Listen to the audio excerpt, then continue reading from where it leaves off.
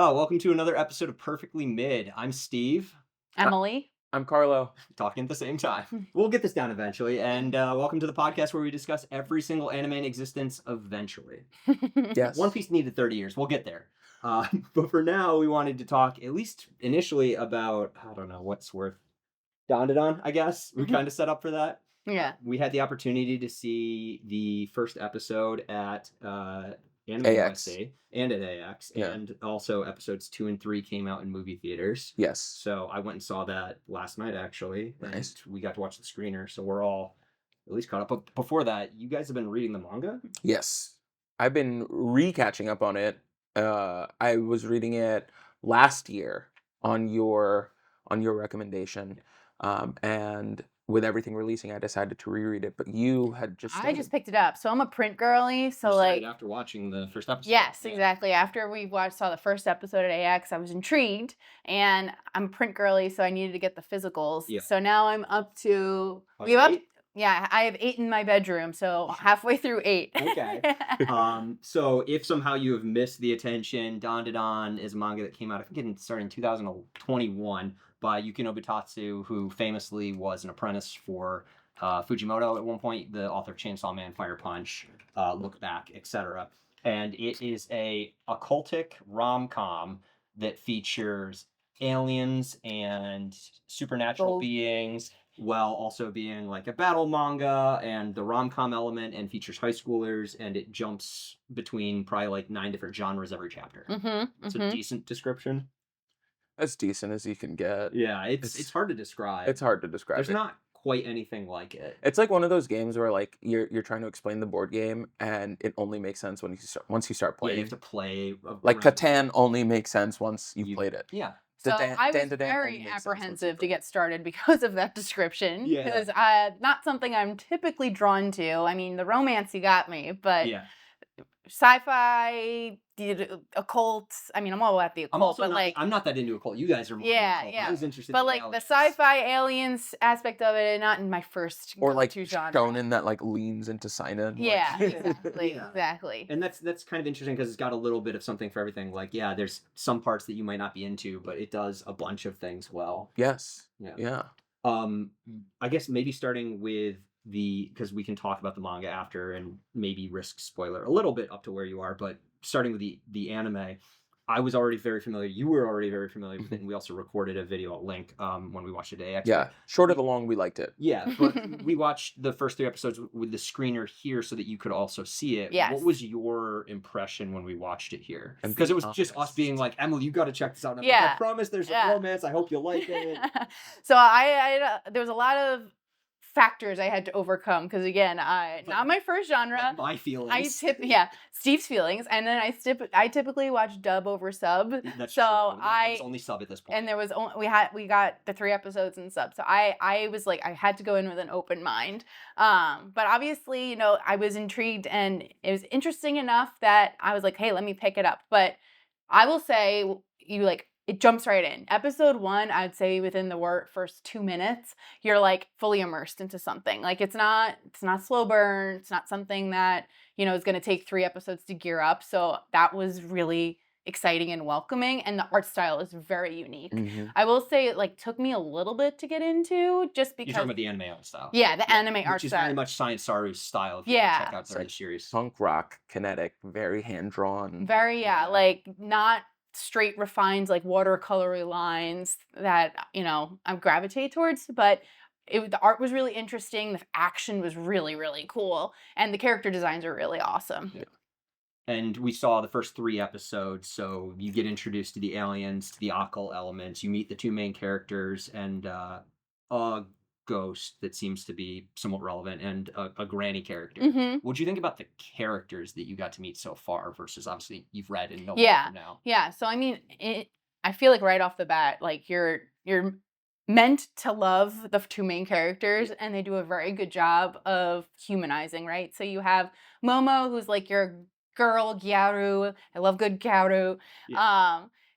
Breaking up with her boyfriend, and then going along school life, getting sassy, has an attitude, a little rough around the edges. And then you have Okarun, who is you know, your typical nerdy guy that like has no friends and is obsessed with aliens and reads like the National Enquirer in school. Your And typical like author stand-in yeah, character. exactly. So there's a bit of Dweeby, self-insert. Yeah. like Coke can glasses, Yeah. like The Japanese VA said he's like, I was this kid in high school. It was very easy to get yeah, into like character. very clearly has like the bowl cut Yeah. and but yeah, like you're and then you meet within the first three episodes you also meet Momo's grandma Yeah. and she's like friggin' a Sick. bad Oh my god. yeah, like She's a gilf. she's A little bamf. Yeah. No, Yeah. She's badass as hell. Takes nothing from nobody. Hard to believe she's a grandmother. Mhm. Yeah. Super Yeah. professional, but really dorky. She loves watching like old Showa era Japanese television. yeah. Yeah, just goofy, cool character you want to see more of. Yes. Yeah. Yeah, so you're meant to love these characters and they do a really great job of like animating them, using colors appropriately. It's very aesthetically interesting. Yeah.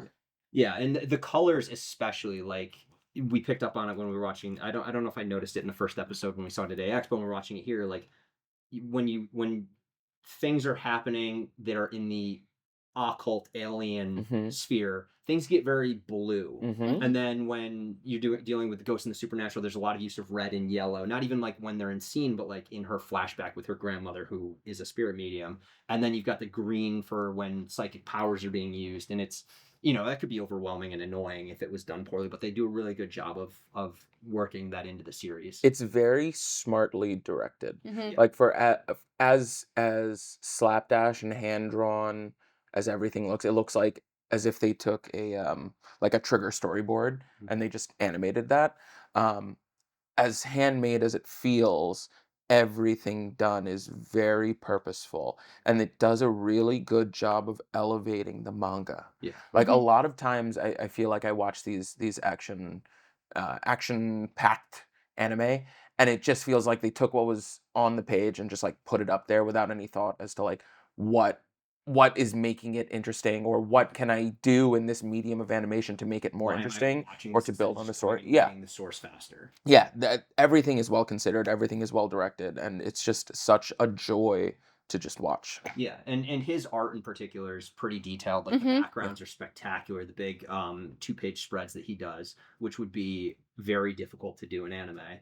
And they focused more on capturing the frenetic feel of the series and how quickly it moves around. And then periodically, Yes. like in the second episode when they fight the sumo character, like Yeah. in the defeat moment, spoiler, they beat a character. That Yeah, shot, there's more than but 2 that volumes shot of this. reflects his art. Because Yes. I watched it again in the movie, and like they have moments that'll reflect that style without trying to do the whole show like that, which I think would destroy them. Mhm. Yeah. Yeah. It really is a standout. Yeah. It really is a standout. And like you said, using the medium, there's like moments where he'll use fisheye lens to kind of broaden out the perspective, and some of the angles things are shot like through a window, which I mean, good anime will do that, but like there's a lot of very interesting intentional choices in the way things are framed. Yes. Which is really cool. So the sub versus dub debate.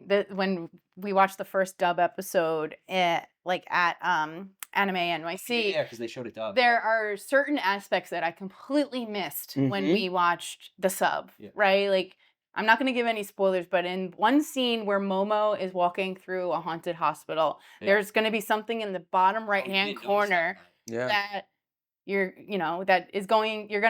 foreshadows something. Yeah. And I didn't catch that because I was too busy reading the subtitles that Yeah. I was not able to fully appreciate what was being animated on the screen. So there's definitely, and I think that's just like how I've trained myself to watch anime, right? Like I've been watching subs for 15 years. So like I'm I not don't very pick quick up on that. those Yeah. nuances. Yeah. And so like we were talking about being intentional and everything being well planned out. Like it's not just what you see on this like, a static image and then next static image and then next Yeah, static the show image. moves very fast. Yeah. And it does do a really good job because of the dub. I'm definitely getting one over to the dub side just because the talent has improved immensely over like what we used to watch with Dragon Ball Z. But with the dub, there are certain jokes that are made, like having watched sub versus dub, when they're made in Japanese and you read the subtitles, the joke doesn't quite land, or you don't quite If you don't understand hear what the it, which I reference is. cannot usually understand it. So I Yeah. had the exact opposite feeling with the dub, where Mhm. oh, they completely changed this, like what was meant here. Yeah, Yeah. like the joke changes, or like the context of the joke changes, You but have like to localize the joke. yeah, but the emotion remains the same. Like what you're trying to communicate with the characters remains the same. So it was interesting watching both, having the context of like what the anime is, what the Japanese is, and what the English is. That being said, there are times. There's one joke. What was it like a Okurun's like Scary- outside of a cave. scary boy? Yeah, I'm a scared boy. Scared boys. Shy boy. And they obviously would have just switched that. They changed it a little bit in the English, but I have to say, like in the original Japanese, even though the words are the same, it's funnier hearing it in Japanese. Sometimes like just sounds are funnier. Yeah, I mean the voices are different. Yeah. They choose to voice things. Yeah. So there's pros and cons to each, Yeah. but I mean I don't do it often because I usually end up watching like 12 anime a season, but I'll probably watch this one in both. I mean I like it enough. I've already seen it all 3 times now. Yeah. Just to do it Yeah. again, and see the choices that they made. What's also interesting about this is, so AX was early. It was July 4th. They had the first 3 episodes available on screener for press. We'll talk about the leak, but like all 6 episodes have been done because I think they're going to do like partial season. It seems. oh, it's Like only a 6 and then maybe episodes. 6. Like I think they might do some splitting. It's unclear. Like they split the core. We don't know how many episodes they've done. I mean, we know that 2 other characters are going to show up because they're in the opening. Yeah. By episode 6, one of those characters is not available yet, so there's going to be at least 12. Yeah. And that character's in the opening, so presumably They'll at least the cover first it, 12 yeah. episodes will be covered by that opening to include him. I would assume that would be 24, but who knows? Hmm. But they're done. Like 6 episodes have been done for a while, and that's not always the case with anime. A lot of times you have like 2 episodes done by airtime, and then episode true. 3 is about to fall I behind. think Yeah. he comes in volume 4. I think. Is he in 4? Yeah. Maybe 5? And what's crazy is 5, yeah. Well, I think he appears. and Yeah. 4. so like The volume episode 6, because of the leak, I have a sense of like how far it got, and it only gets up to like volume 3. Like we're not even introduced to other characters. I was just gonna say that They like just start to appear in I think episode 5. looking at this, like the whole first episode is just the first chapter. Yeah, and actually episode 3 doesn't even finish the first volume. Yeah. It's literally each chapter, because the first few chapters were very long. He wrote like way more pages. Episode 4 finishes the first volume. So by episode 6, I think we're only into volume 2. And there's a lot of content. We're up to 162 chapters now. Yeah. So this definitely feels like a lot of studios now are trying to get their JJK, their Demon Slayer, their My Hero, like a thing that they can keep working on that'll be a good and like something consistent they can plan around.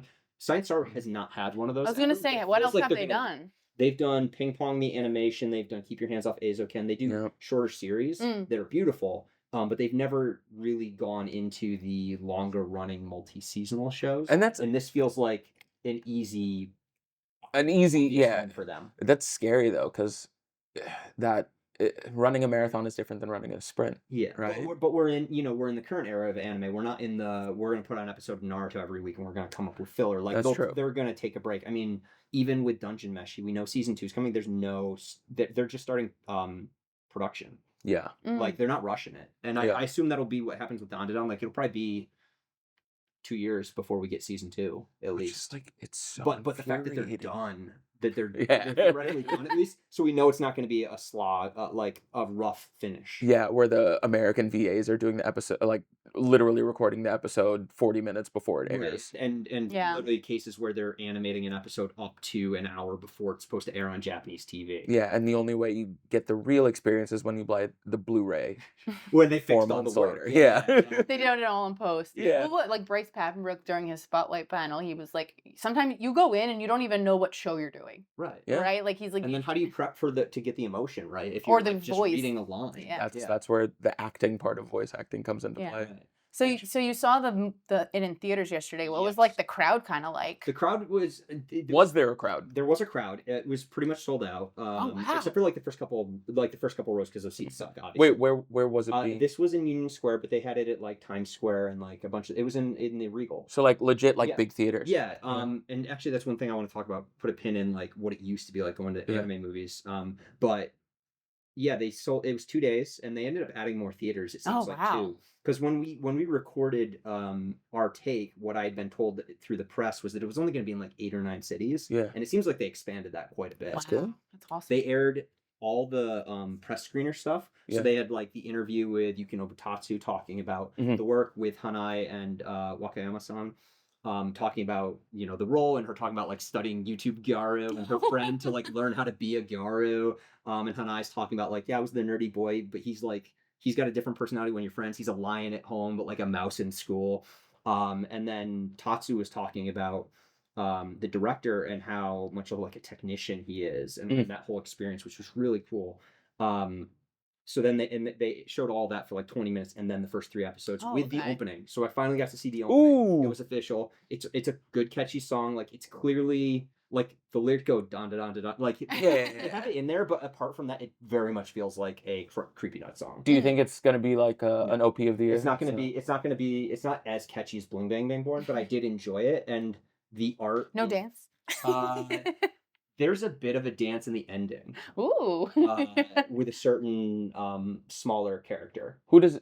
Oh, who does the ED? Is it still Creepy Nuts? I didn't. No, it's not Creepy Nuts. It's a different band. I didn't see the name on screen. I'd have to check who it was. Aside, why is it OP and ED? Opening and ending.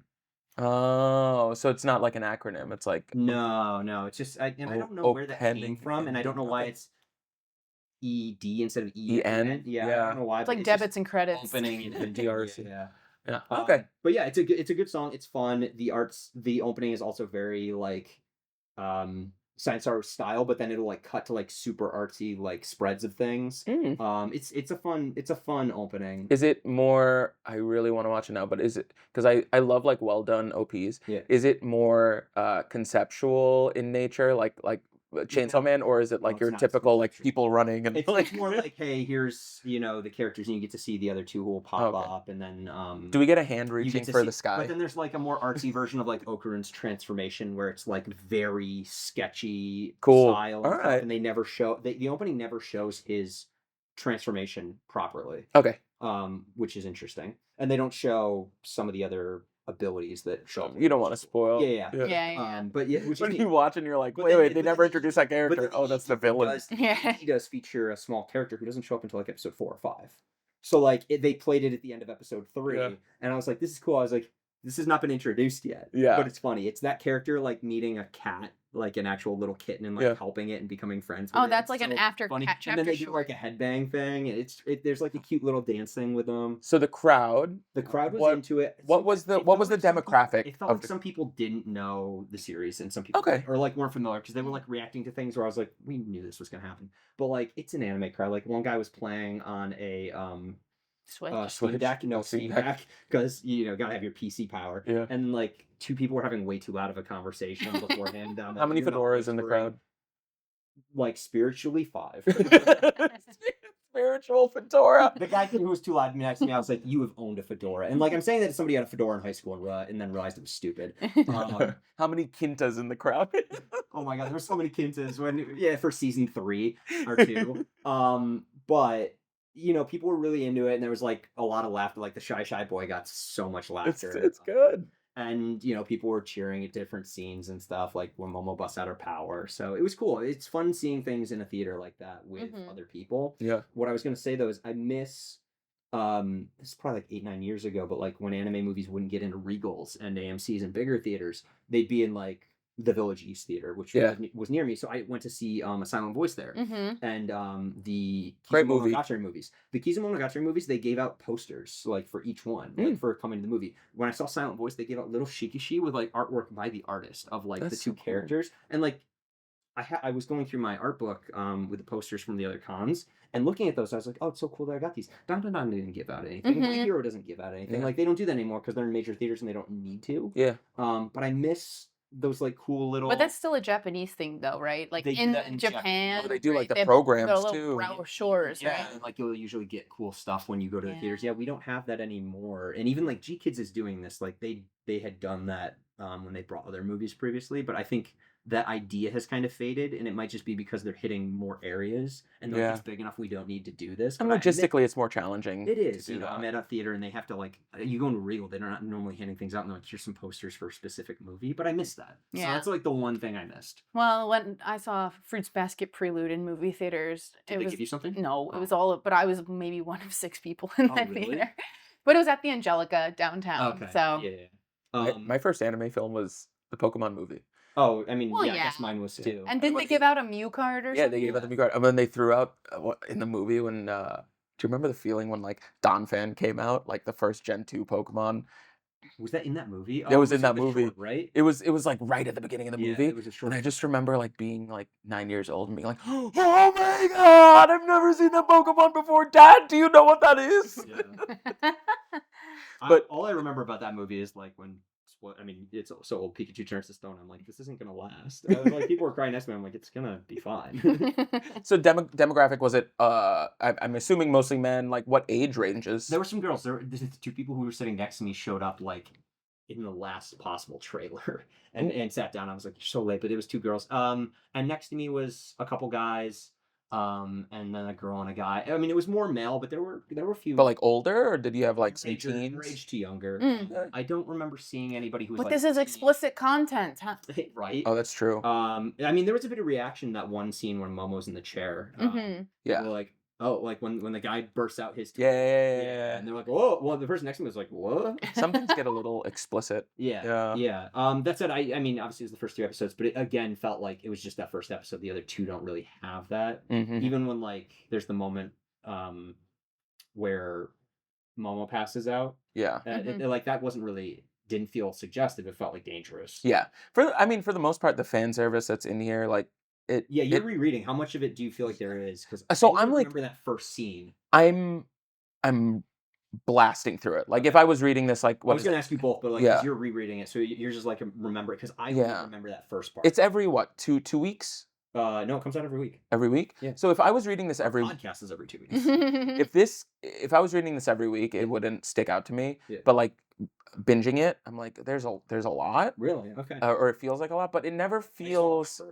When I say a lot, there every time it happens, it feels very tongue in cheek. Yeah, because like when she's in the aliens have her in the first chapter, it doesn't feel like it's animated the way a lot of anime do, where it's like suggestive. It's Yeah. like, oh, aren't they so hot? Something bad is about to happen. It's like, Yeah. no, she's in her underwear. Yeah, and But, most like, of it doesn't feel suggestive. most of it within the manga, it is very like it's used humorously. Yeah. It's not just like, oh, here's a shot of like they're on the beach for some reason, Yeah. or like In a scant little bikini. yeah, it's not like some of the manga that are on this It's not like wall. what's right behind you. Yeah. Oh yeah, oh, yeah, definitely Leave not. Lucario alone. I enjoy it, but I don't have that up in my apartment. A lot of it is like an underskirt shot because like, oh, they got like blasted by a kinetic blast and Yeah. they're Mhm. flying in the air, so like it would make sense that Yeah. that would happen. Well, I will say I too was gonna that say putting the boys who used to be teen boys out of it. What's your feeling on it as a girl reading it? so I will say it was you were hit the nail on the head. It's a little off-putting in the first. first Yeah.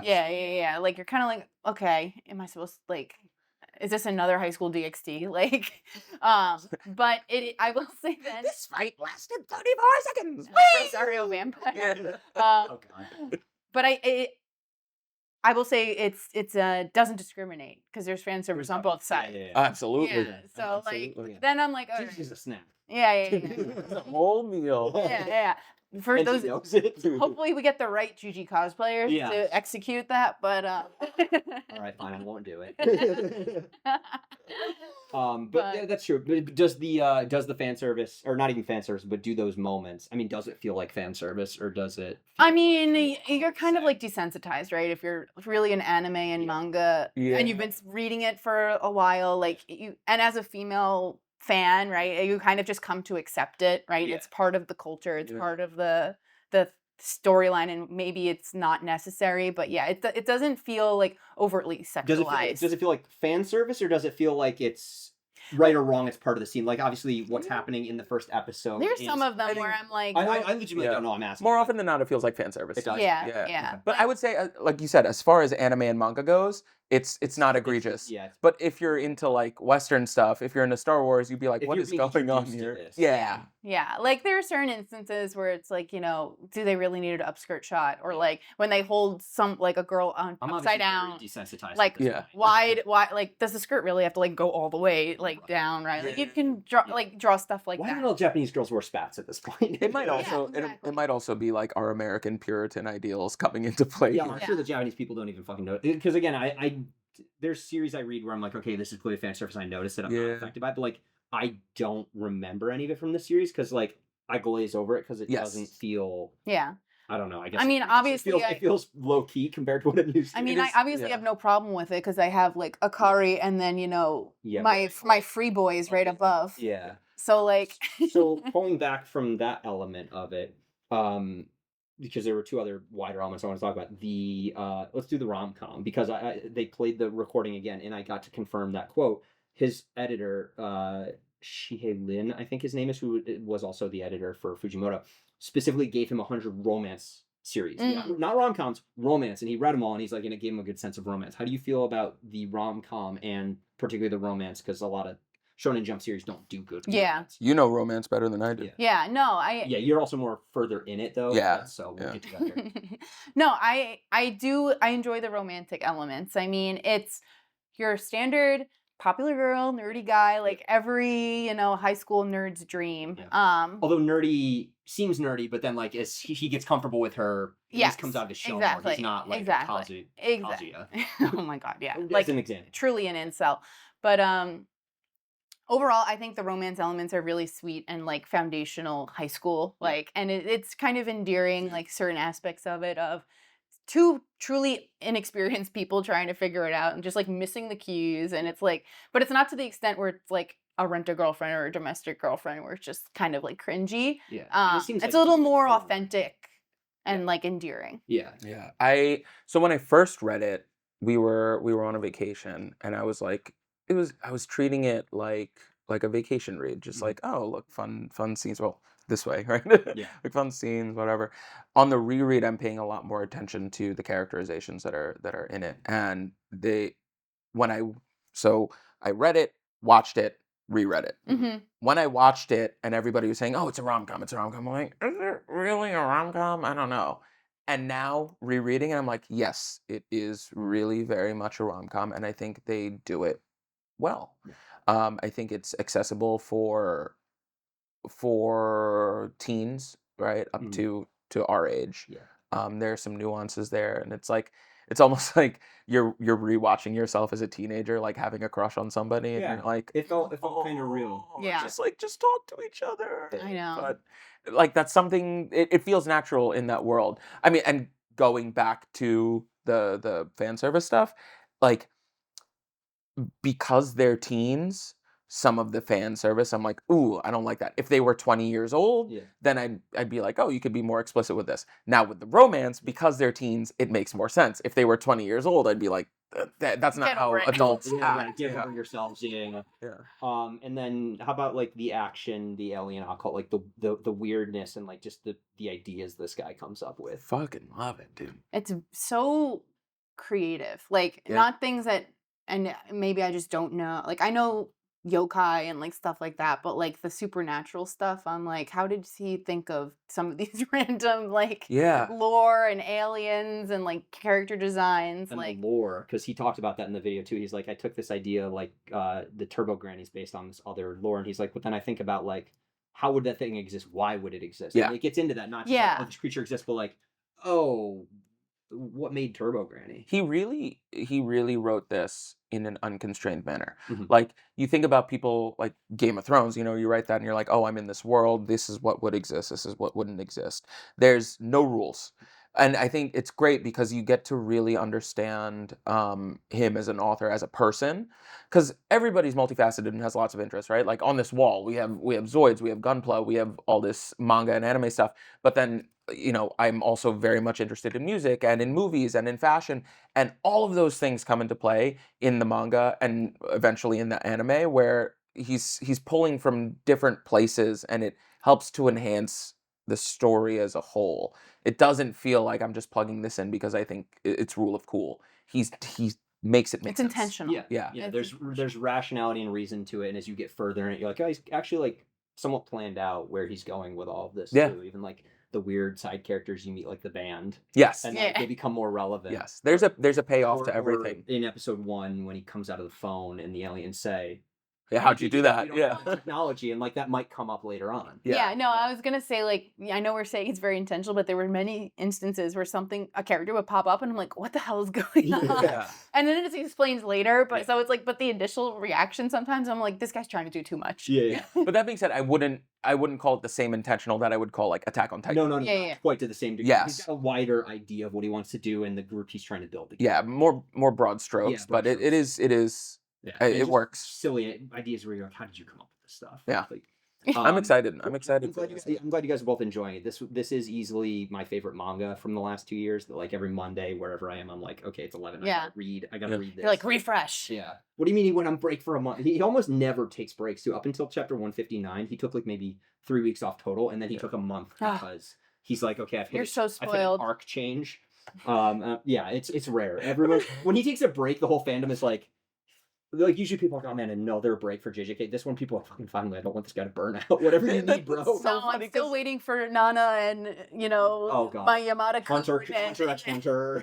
We talk about this. We're like, oh, we have to keep into mind like their mental health. Like we don't want them to burn out. We want to finish the series, and then they're like month break, and we're like, what are you doing? I mean, I'm glad he did it. It just I got used to him not needing. Yeah. Like, this dude's a machine, and like, dude, take more breaks if you need to. But I was like, I'm so used to this. For a little bit, wanted to also talk to you guys. Just we're in the middle of the summer season. Mhm. What have you been watching? Anything you enjoy, or anything that surprised you in the exact opposite way? I'm gonna maintain my casualness. I've been watching MHA and loving it, There you go. or BNHA. Boku no Hero. Yeah. But yeah, you were saying that you Season liked 7. it because Yes. of the pacing. Yeah. Like what took the manga like 2 years to cover, they've covered in half a season. Yeah. So it's been good. It's been well paced. It makes me wonder how in the world they're gonna get another season out of this, or if they're just gonna do like the Attack on Titan thing where they just do like Do a movie. yeah, Dude, it feels like a every studio 3-hour now wants movie. to do a movie.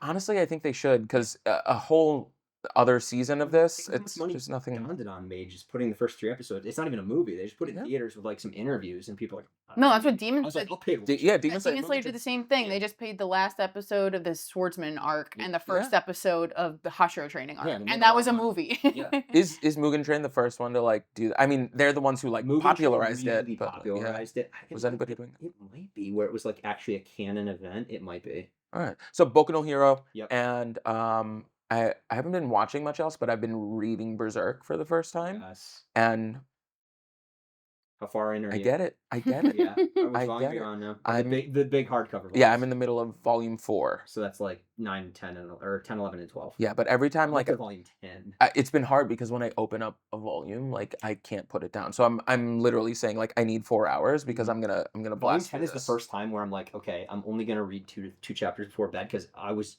doing a whole hardcover at once. Yeah. And then I was like, okay, just one of the volumes within it, and I'm like, I have to slow down. It's very good. Yeah. It's very, very, very good.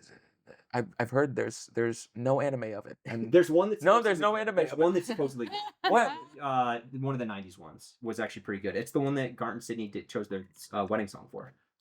It's like the song they walk down the aisle to is Guts' theme from the Berserk '90s. I laugh at that, but we did play, and you danced with Yeah, us yeah. to Demon Slayer at our wedding. Yeah. So You can't really say Yeah, anything. when I get married, I will pick an anime song. What are you watching? So Shoujo's eating good this season. We got Alia Sometimes Hides Her Feeling in Russian. Yeah. We have True Beauty. We have Twilight Out of Focus. We have Pseudo Harem. Oh, think- are you enjoying Pseudo Harem? Yeah. Okay. Yeah, 'Cause yeah. I read the manga and I'm glad it got animated, but the last few episodes I felt a little like Yeah. less well done. But I binged, so like I was waiting, I like kind of waited a little bit and Okay. then I binged like 5 episodes of it. Nice. So I was like, all I right. mean, I love the premise. Those two are so cute together. Yeah. So there's, and then Dangers in My Heart, the dub has been coming out. Oh, so so you're fine. season 2 is. You're still getting caught up. Yeah. Dangers We'll in my heart, Yeah. very close to my dojin. Roller derby You boys really dancing to your heart. Yeah. Yeah. It'll happen. Yeah. I'm excited to hear what you think when you get to finish that. Yeah. I have Ali's 2 been good. episodes left. So like, Well, yeah. yeah. Ali's been good. I don't understand what she does specifically. She's kind of just pretty, but Yeah. Well, you know, she's what, she's the the one treasurer? doing things. Yeah. But yeah, his sibling, the two of them together. Oh like, my God, makes that Yuki. show. Yeah. Yeah. What a degen. And you? So Alia, I'm pseudo harem. I tried Suicide Squad Isekai. I watched the first 2 episodes. I don't know if any of you checked it out. No. I bounced so hard off. Yeah, I watched the first episode and It was so disappointing because it's Studio Wit, but it does not feel like it's up to their quality level. no. And the author, the guy writing the script, is the guy who wrote ReZero, which I love. Oh. And he's only doing it because he wants to do a Flash anime. And I'm like, this isn't worth it. I've It's just not seen the even- OP. That was it. The Morikawa IP one. Out of the one where like they're just dancing. The thing that's disappointing is it's not a good anime, and it's not even up to like the writing standards of like the DCAU stuff. Yeah. Like all the Flashpoint stuff that happened. All the characters are very one note, and the art's very Yeah. blah. We'll have to do an episode about Western adaptations because there's Yes. there's Terminator, but then like you've got Cyberpunk. There's a lot coming out. Yes. They're doing a Lord of the Rings anime film. Yes. Which I saw an ad for it last night, Mm. which looks good. So we'll talk about that more. Yeah. Monogatari is back, which has been amazing. All the fans are like eating good. Shaft is exactly where they were years ago. That's been spectacular. Yeah, that's probably the bulk of it. There's some like odd ones, like No Longer Allowed in Another World about Dazai the Suicide Guy. That one actually turned out to be mildly entertaining. Yeah, I've like I like got halfway through episode 1 and then I was like, I got distracted, so I turned it off and I was like, oh, we have to I'd say it's restart around this. 3 or 4 where he starts to have some ability where it got more interesting to me. Like I was kind of half watching it, and then around episode 4, I was like, okay, I kind of see what they're doing with it. It's Yeah, entertaining. I like watched it while I was cooking dinner. It's I was a like, popcorn I'm like, you I'm don't not fully concentrated, so I need to start this over. There's the Wistoria Wand and Sword one, which is a fantasy one. It's not. It's the guy who did Is It Wrong to Pick Up Girls in a Dungeon? And it literally feels like the same plot. It looks gorgeous, and I couldn't care less about the characters. So I'm watching it just for like eye candy, basically. And that's about it. I think there's like 1 or 2 other shows I'm watching that I'm like half focused on, but Yeah. nothing that I'm like hyper. Well, I feel like there's excited only for. what 2-3 weeks left. Yeah, we're about to end the and season. then Yeah. And then Blue Lock season 2. Blue Lock season 2, Yeah. Danda-Dan. Yeah. There's like a couple of manga I read that are getting adaptations. One's about a maid. Uzumaki. Oh, Uzumaki. Mhm. So winter season is looking really good. Yeah. Yakuza Fiance. Yeah. I Yakuza think that's Fiancé? next year. Fall season. Yeah. Is the fiance a Yakuza or They're or, both. That's right there. Oh, both are. Where is it? Okay. Oh, this one. Mm-hmm. Okay. There's so many More to things that read. I've never seen More to before read. in my life. Yeah. So yeah, we'll end it there for now and figure out what we're going to talk about in the next episode when we do that. But yeah, every 2 weeks, I forgot to say this at the end of the last episode, but you can check us out on Instagram at Perfectly Mid and on TikTok at Perfectly Mid. I think Instagram's Perfectly Mid Pod because we couldn't get that. Okay, we'll link it. I'll put it at the bottom because I'm definitely mixing that up. We got 2 of the 3. But yeah, we're going to put an episode every 2 weeks. So look forward to more. All right. All right. See you next time. 1, 2, 3. Hey, we got it. We did it. We did it this time.